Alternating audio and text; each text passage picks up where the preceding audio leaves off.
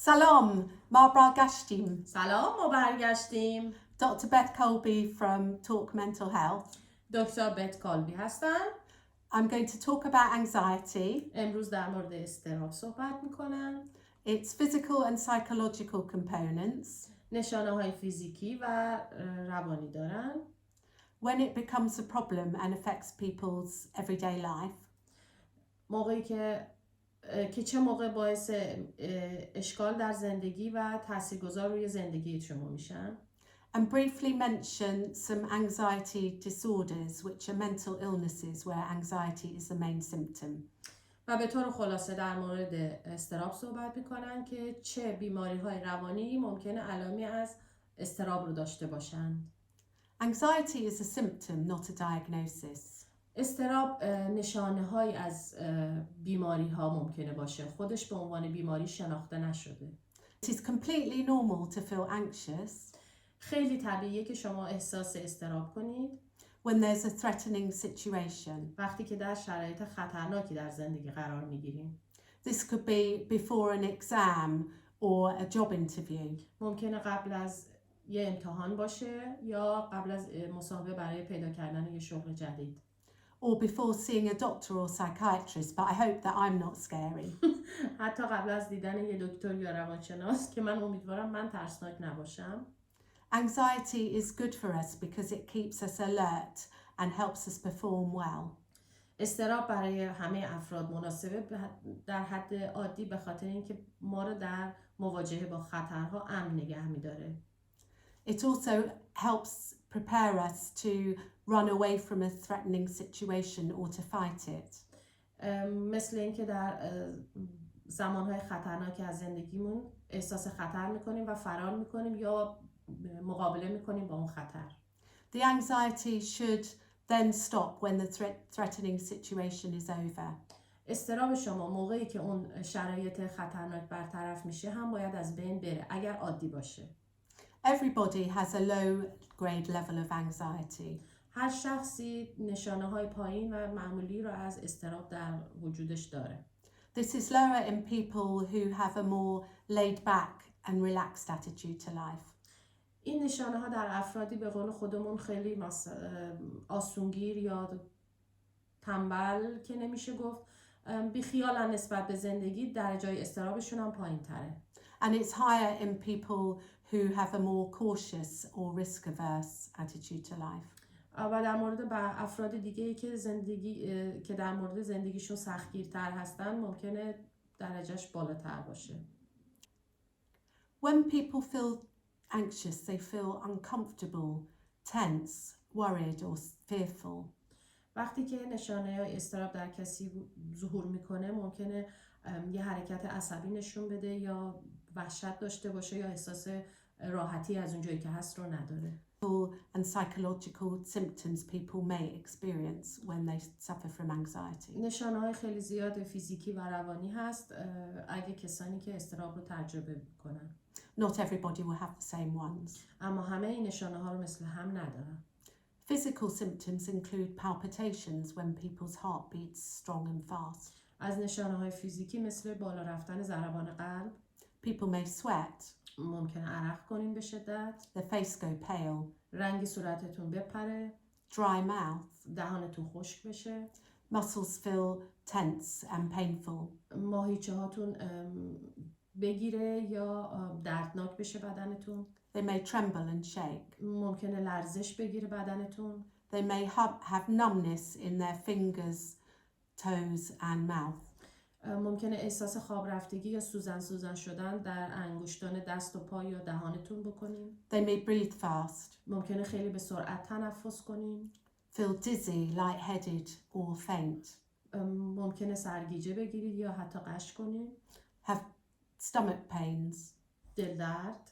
Have diarrhea. بیرون روی مدفوع. Need to pass urine more times than normal. تکرار ادرار. Have difficulty sleeping. اختلال در خواب.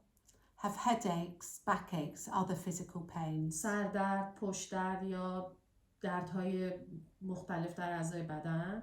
Feel irritable where they get annoyed or angry easily. خیلی به راحتی عصبانی میشن یا یه چیزی ناراحتشون میکنه. They may grind their teeth at night, دندان قروچه کنن در هنگام خواب. have an altered sex drive, کم شدن علاقه به همخوابی با همسر یا رابطه داشتن. When people have different physical symptoms of anxiety, وقتی که افراد نشانه‌های مختلفی از اضطراب، نشانه‌های فیزیکی مختلفی از اضطراب داشته باشن، people may fear that they've got a serious physical illness, ممکنه فکر کنن که یه بیماری خیلی حادی دارن and this can make them feel even more anxious. و حتی این باعث میشه که بیشتر اضطراب پیدا کنن. Psychological feelings of anxiety include being tense or nervous, unable to relax. نشانه‌های روانیش اسپاسم عصبیه، نمیتونید استراحت کنید، ریلکس باشید، آروم بگیرید. They may be worried that something bad's going to happen نگران این باشین که حتما یه اتفاق بدی میخواد رخ بده and worry a lot about things in the future. و همش در مورد اتفاقات آینده احساس نگرانی بکنید که چیزای بدی میخواد اتفاق بیفته. They may feel that people are looking at them and know that they're anxious. حتی ممکنه احساس کنن دیگران دارن اونا رو میبینن و متوجه هستن که اینا چقدر اضطراب دارن. Worry that they may do something embarrassing or inappropriate. نگران این باشن که مبادا یه کاری بکنن که باعث ناراحتی دیگران یا ناراحتی خودشون بشه. They may feel as though people are angry or upset with them. نگران این باشن که نکنه کاری بکنن که دیگران نسبت به اونا عصبانی بشن و احساس بدی داشته باشن. And ask reassurance a lot of times from people. و احتیاج به تایید دیگران دارن. دوست دارن که دیگران هی مرتب اونا رو تایید کنن که شما خوبین، شما مشکلی ندارین. They may ruminate where they think again and again of the same things. ممکنه مرتب به یه چیزی هی فکر کنن. به قول خودمون گیر میدیم به یه چیزی هی مرتب بهش فکر میکنیم. Anxiety can become a problem where it's too strong or people get anxious even when there's not a threatening situation. اضطراب موقعی مشکل واقعی برای شما ایجاد میکنه که چیزی برای اضطراب داشتن وجود نداشته باشه.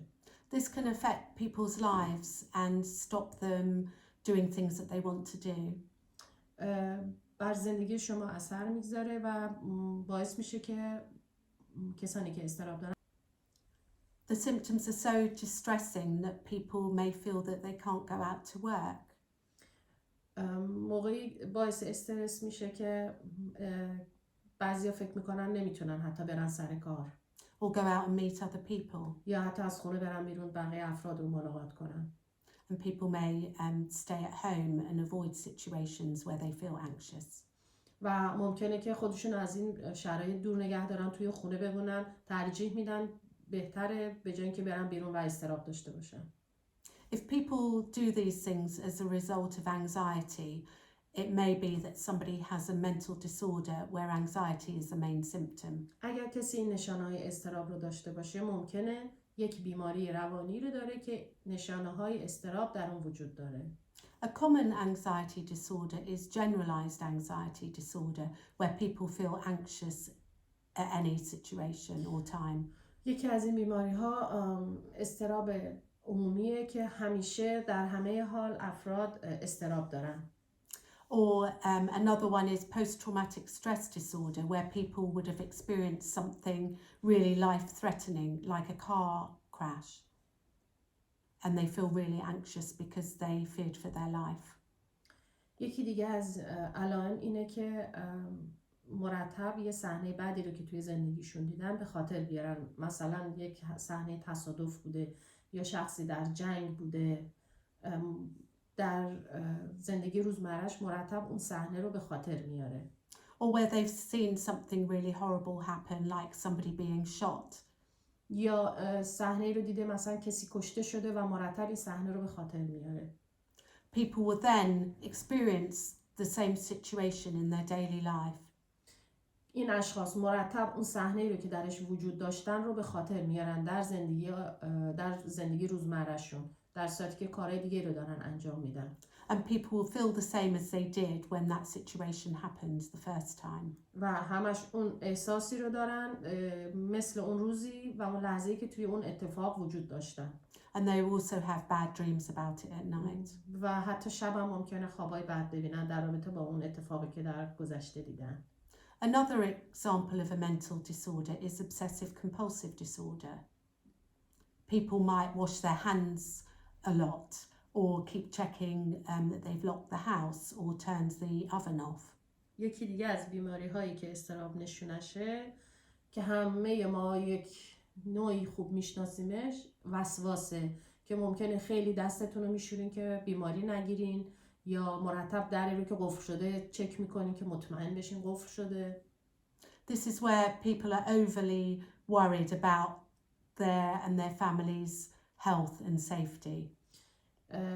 خیلی این افرادی که اضطراب دارن همش نگران زندگی خودشون و افراد فامیل خودشون هستن که مبادا ایجاد ناامنی بشه یا مثلا بیماری بگیرن اینجوری.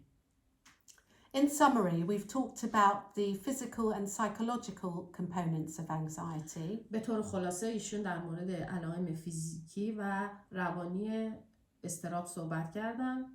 When anxiety becomes a problem and affects people's lives, چه وقتی اضطراب باعث میشه که به عنوان بیماری خودشو نشون بده و روی زندگی اشخاص تاثیر بگذاره.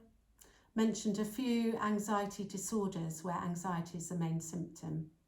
و چند تا از بیماری‌هایی رو گفتن که ممکنه علائم اضطراب در اونها وجود داشته باشه که باعث تشخیص اون بیماری بشه. Thank you for listening. مرسی که گوش دادین. See you soon. به زودی میبینیمتون. خداحافظ. خداحافظ. بای بای.